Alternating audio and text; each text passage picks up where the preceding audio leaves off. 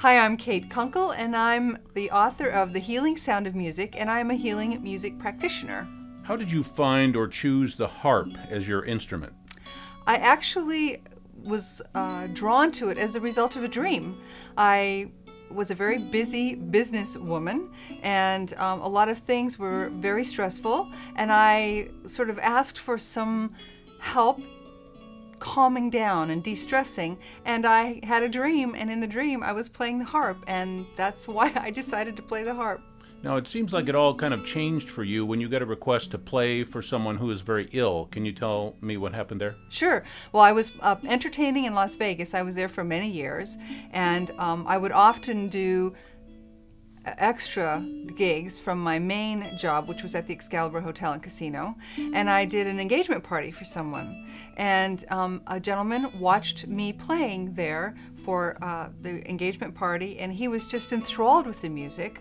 Sometime later, he contracted cancer, and the lady for whom I played the engagement party contacted me and said, "This gentleman wants you to play for him. It's the only thing he's asking for as he's dealing with cancer." So of course I went over and I said, "I'll play for him." So I got there, and it turned out that he was actually dying when I arrived, and I just played for him as he passed, and it was the most incredible experience I've ever had in my life, and it was a turning point to change my music from entertaining in Las Vegas to helping people heal or to pass over. Now, explain the term sound therapy. We are all resonating at a frequency.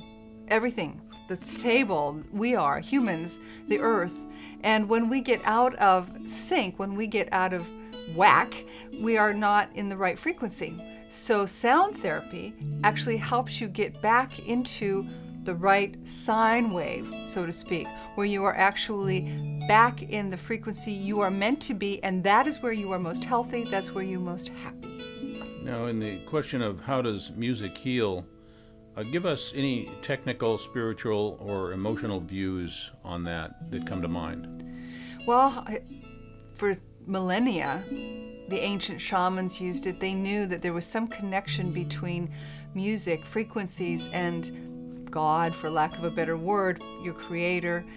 And so all through the ages, even though recently with the advent of allopathic or Western medicine, it's been lost somewhat, we know that connecting to a peaceful or an exciting or a sad song will change the way you feel. So you have to know that it's not just a physical thing, frequency-wise, it's also an emotional thing. And we all know that emotions affect your health, and it's this big circle. When you're unhealthy, you have problems with your emotions, and the other way around. So music and frequencies, not just music, any frequencies, will have an effect on you. Explain how your book might affect someone or how it might benefit someone.